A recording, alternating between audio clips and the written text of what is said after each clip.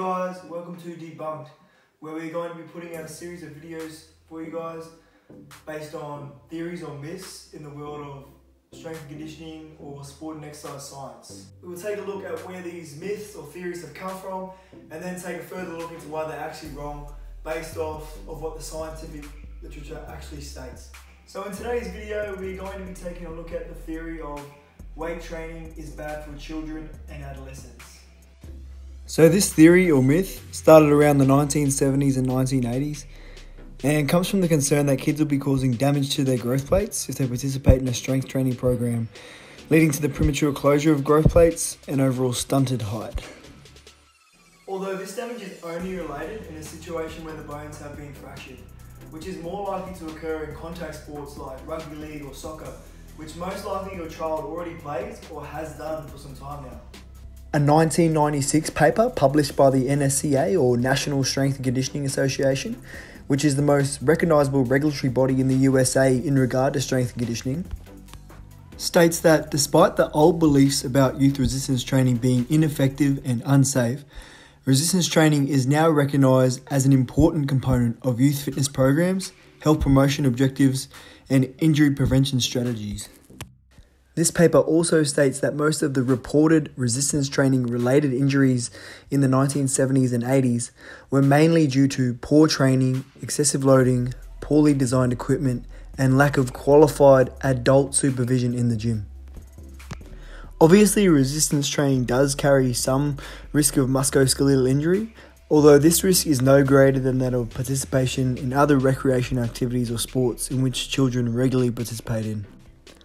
A prospective study by the NSCA that evaluated the incidence of sports-related injury in school children over a 1-year period found that resistance training resulted in 0.7 of the 1,576 injuries, whereas football, basketball and soccer resulted in 19, 15 and 2% of all respected reported injuries.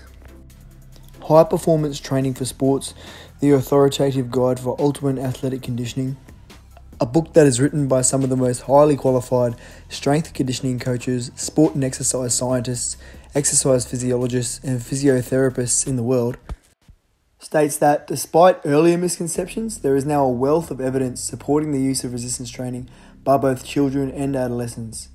Conceivably, if a child is ready to engage in sport activities, then he or she is ready to participate in resistance training.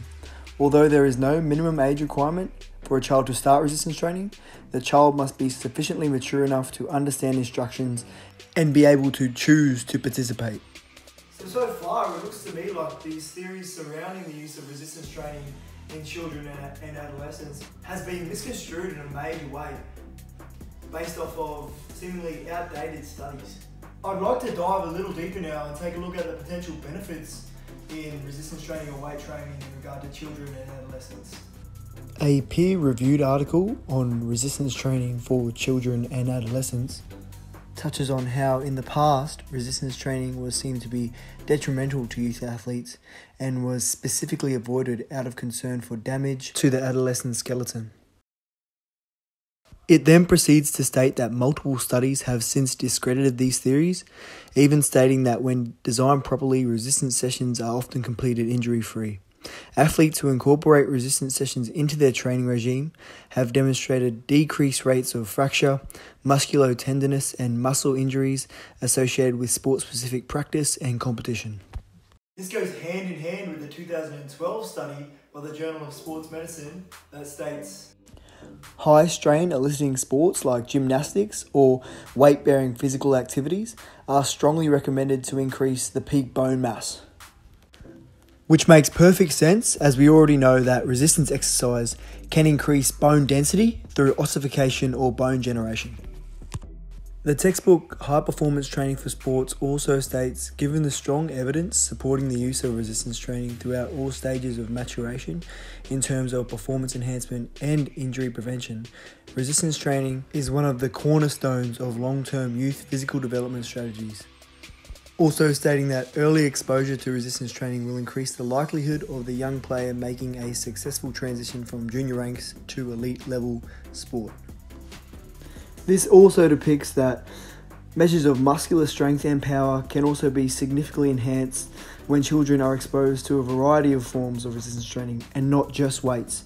These may include manual resistance, machine weights, plyometric training, resistance band, medicine balls, and free weight exercises. So based off of the evidence out there, not only will resistance training or weight training cause no damage at all to the growth plates of young athletes, but it also may provide them with a better overall athletic ability.